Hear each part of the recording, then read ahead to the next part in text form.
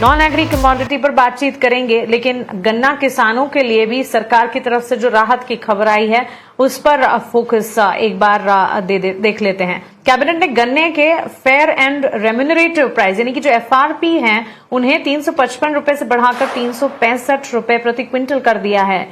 ये नया rate 10.25% recovery पर लागू होगा, जबकि ज्यादा रिकवरी पर किसानों को अतिरिक्त प्रीमियम और कम रिकवरी पर कटौती का प्रावधान भी रखा गया है। इस फैसले से देश के करीब 5 करोड़ किसान और लाखों मजदूरों को सीधा फायदा मिलने की उम्मीद है। दिनेश जी, आपसे इस पर राय और आपका टेक समझना चाहूंगी। एफआरपी में 10 रुपए की बढ़ोतरी को आप किसानों के लिए कितना फायदेमंद और कितना फायदे भरा कदम समझते हैं? जी मानसी जी, बिल्कुल जो गवर्नमेंट है वो किसान के हित के लिए ही हमेशा सोची और उन्होंने हमेशा ही सोचा है कि उनकी आय जो ये दुगनी करनी चाहिए। इसीलिए एमएसपी के रेट भी है जो निरंतर बढ़ाते जा रहे हैं। और साथ ही साथ अगर हम शुगर की बात देखते हैं तो 10 रुपया पर क्विंटल बढ़ाने से मुझे लगता है वहां के शुगर किसानों को निश्चित तौर से ही फायदा होगा और अपनी खेती कल्टीवेट करने का ज्यादा अच्छा प्रयास कर सकेंगे। तो मुझे लगता है गवर्नमेंट की ओर से काफी सकारात्मक मूव है ये, और किसानों को उससे निश्चित तौर से कुछ ना कुछ लाभ जरूर पहुंचेगा। एब्सोल्युटली। और किसानों को और साथ ही लेबर क्लास को लाभ पहुंचे, इसकी लगातार कवायद में सरकार। लेकिन 10.25% रिकवरी के बेस रेट को क्या मौजूदा हालात में संतुलित माना जा सकता है दिनेश जी? जी बिल्कुल, एक बेंचमार्क तो सेट करना ही होगा। जो बेंचमार्क से जिसका अगर उसमें ज्यादा रिकवरी मिलती है तो उन्हें ज्यादा प्रीमियम मिलने की भी संभावना होती है। कोई भी एक कमोडिटीज है उसका एक कॉन्ट्रैक्ट स्पेसिफिकेशन जरूरी होता है। उस आधार पर, उस बेसिस पर ही आपको एमएसपी और जो प्राइजेस गवर्नमेंट देती है उसके आधार पर ही आपको मिलता है। तो मुझे लगता है कि एक फेयर इनफ बेंचमार्क सेट कर रखा है। चलिए, तो बिल्कुल दो बड़ी खबरें एग्री कमोडिटी से रिलेटेड खबर और उस पर एक्सपर्ट के टेक्स आपके सामने। नॉन एग्री कमोडिटी का सीधा रुख करते हैं। कमोडिटी बाजार में बड़ी हलचल आज के सत्र में देखने को मिली है। सोने में करीब 2000 रुपए की तेजी नजर आई है। घरेलू बाजार में 1,51,900 के स्तर के पास कामकाज है, जबकि ग्लोबल मार्केट में कॉमिक्स पर दाम $4,630 के इर्द गिर्द है। जहां अमेरिका ईरान डील की उम्मीदों का असर दिख रहा है। पीस टॉक्स की उम्मीद है जिसका एकदम इम्पैक्ट है, जो कि कमोडिटी मार्केट पर आ रहा है। चांदी भी चमक रही है और M6 पर 2,51,000 के पार निकल चुकी है। वहीं कच्चे तेल में लगातार दूसरे दिन हम दबाव देख रहे हैं। ब्रेंट क्रूड $108 प्रति बैरल, WTI क्रूड $100 के लेवल्स के आसपास ट्रेड करता हुआ, और बेस मेटल में कॉपर, एल्यूमिनियम और जिंक में मजबूती है, जबकि नेचुरल गैस और लेड में गिरावट देखने को मिली है। तो ये सारे के सारे फैक्टर्स हैं। और सीधे तौर पर अगर देखें तो एनर्जी पैक में गिरावट है, बेस मेटल में तेजी है और प्रेशियस मेटल में भी मजबूती का रुख इस वक्त नजर आ रहा है। दिनेश जी, आपसे भी मैं एक टेक समझना चाहूंगी। गोल्ड सिल्वर में हम देख रहे हैं मजबूती के बीच कामकाज देखने को मिला है। चांदी में सोने से ज्यादा तेजी भी नजर आ रही है। क्या ये इंडस्ट्रियल डिमांड के संकेत कहे जाएंगे? प्रेशियस मेटल्स पर आपका ओवरऑल टेक क्या होगा? जी बिल्कुल मानसी जी, अक्रॉस द बोर्ड अगर आप बेंसेक्स देखते हो तो एनर्जी पैक छोड़ दो तो बाकी सब कुछ हरे निशानों पर ट्रेड कर रही है। खास करके गोल्ड और सिल्वर जो करीब 1.5% गोल्ड तेज हो रखा है, वहीं सिल्वर जो है करीब 2.5% के आसपास की तेजी दिखाई दे रही है।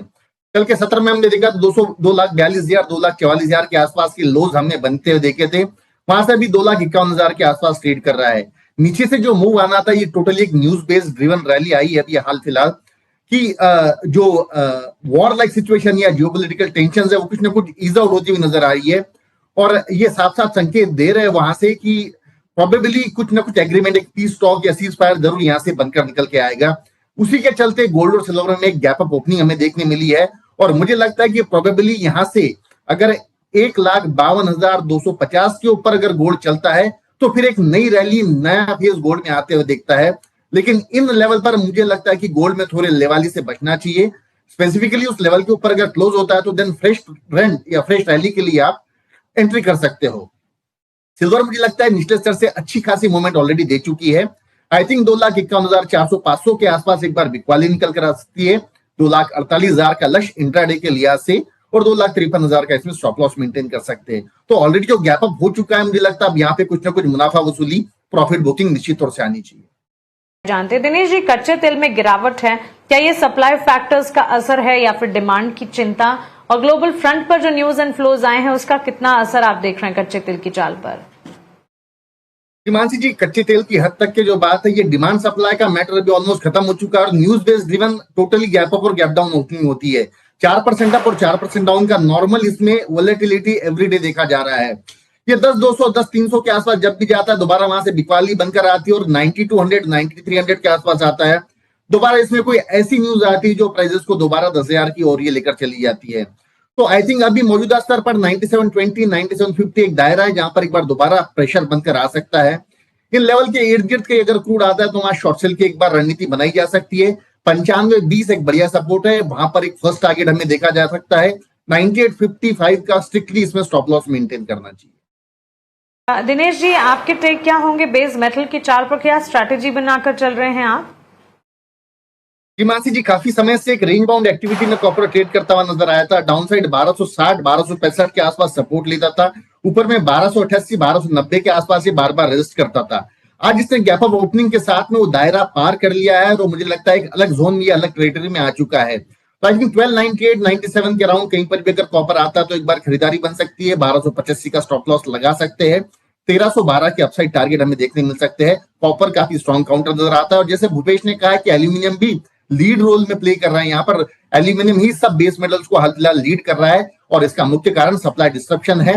तो आई थिंक 274.50 275 के 374.50 375 के अराउंड एल्यूमिनियम एक बार दोबारा बाइंग बनकर आ सकती है। 372 की स्टॉप लॉस मेंटेन कर 379 384 के अपसाइड टारगेट 1 या 2 हफ्ते में हमें देखने मिल सकते